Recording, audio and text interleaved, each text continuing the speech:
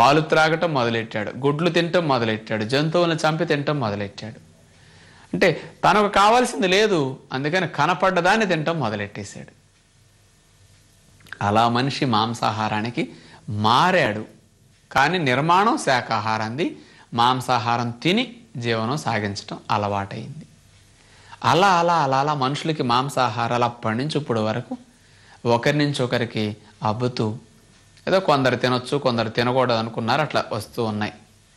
మరి మనిషి శాకాహారం దొరకక సర్వైవ్ అవటం కోసం, అంటే బ్రతకటం తప్పనిసరి కాబట్టి మాంసాహారానికి మారి తిన్నాడు. కానీ మాంసాహారాన్ని మనిషి తింటున్నప్పటికీ మాంసాహార నిర్మాణానికి అనుకూలంగా మన శరీరంలో ఏమైనా అవయవాలు ఉన్నాయా లేవా? మరి ఎప్పుడైనా ఆలోచించామా మనం? నేను శాకాహారం అన్నాను, మనిషి అసలు మాంసాహారి కాదు, మాంసాన్ని ముట్టకూడదు అలాంటి నిర్మాణం ఉందని అంటున్నా. మరి నేను అన్నది మీకు నమ్మకం కలగాలి కదా. తదుపరి కార్యక్రమం కనుక మీరు వింటే ఈ వాస్తవాలన్నీ చాలా స్పష్టంగా మీకు తెలుస్తాయి.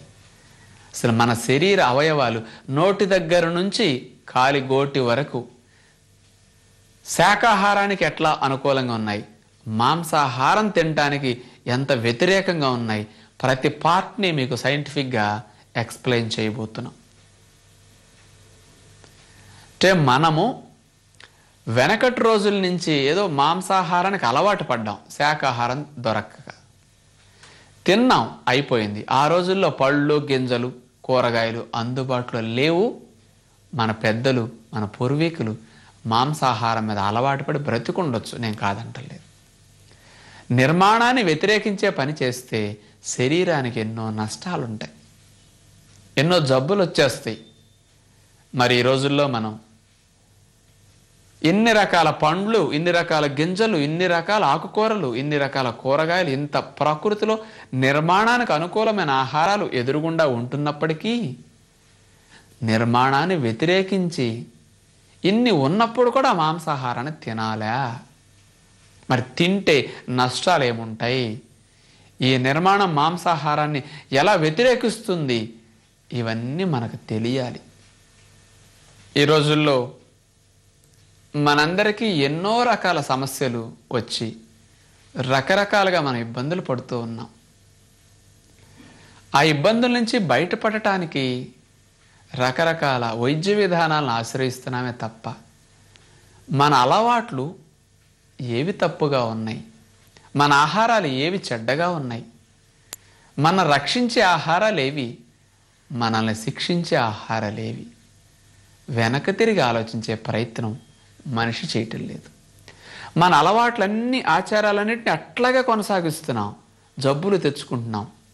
ఈ జబ్బులకి పరిష్కార మార్గాలు వైద్య విధానాల్లో మందులు వేసుకుంటున్నాం. జబ్బులకి మందులు వేసుకోవడం శాశ్వత పరిష్కారం కాదు, తాత్కాలిక ఉపశమనం మాత్రమే. మనిషి తను చేసే తప్పుల్ని తెలుసుకుని శరీర ధర్మాలకు అనుకూలంగా కాస్త జీవనం సాగించటం ఎప్పటికైనా ఆరోగ్యాన్ని పొందటానికి తేలిక మార్గం.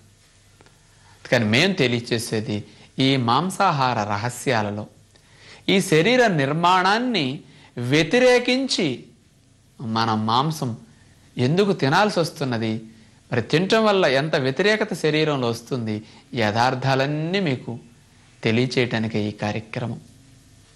మాంసాహార నిర్మాణానికి ఉండే ఏర్పాట్లు ఏవి, శాకాహార జంతువులకు ఉండే అవయవాల ఏర్పాట్లేవి, ఈ రెండిటికి పోలిక చాలా మంచిగా మీకు తెలుస్తుంది.